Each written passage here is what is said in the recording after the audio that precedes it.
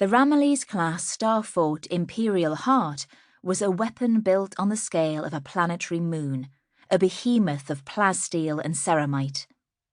6 months earlier, wheezing tugs had dragged it from its ancient orbit around Holy Terror and pushed it through the hectic space lanes, past the gantry locks, scaffold rigs and ore barges of Mars, and out to Mandeville Point 4HA. The transition had cost the lives of 2 navigators. The remaining 5 had worked without pause or respite as the transparent blue eggshell of the Geller field crackled and strained.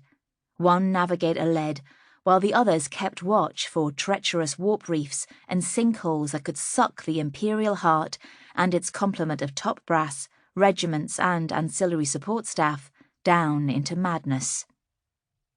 The warp had been exultant, like a sea whipped up to a tumult of waves. Brave men went mad. Infected units were purged.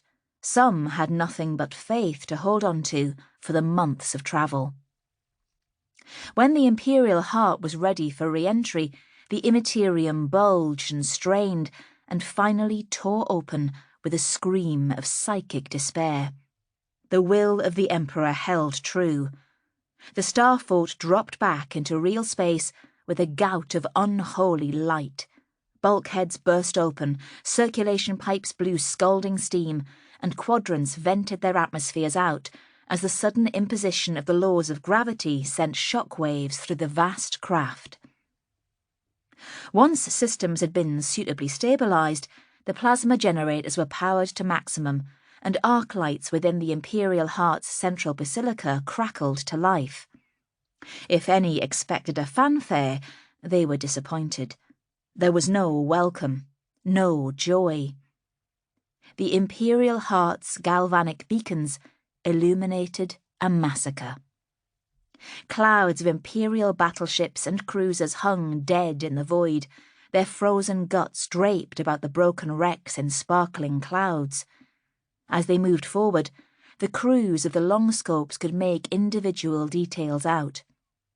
Amidst the spiral clouds of oxygen ice were trails of plasma slime, water casks, monumental square cases of slowly revolving unexploded munitions, and the corpses of thousands of dead crewmen, some with arms and legs outstretched, others cupped in fetal sleep, all of them glittering with reflected light. The stillness was chilling.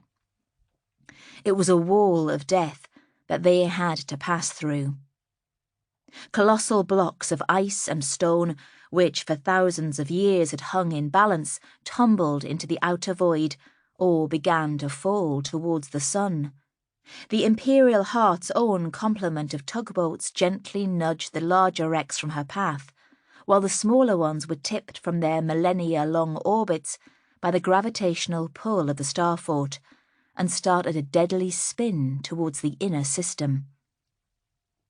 As the procession moved deeper into the system, the planet to which the Imperial Heart had been sent began to appear on the projector screens of the long-distance auguries. The Imperium had returned to the world of El Fëanor.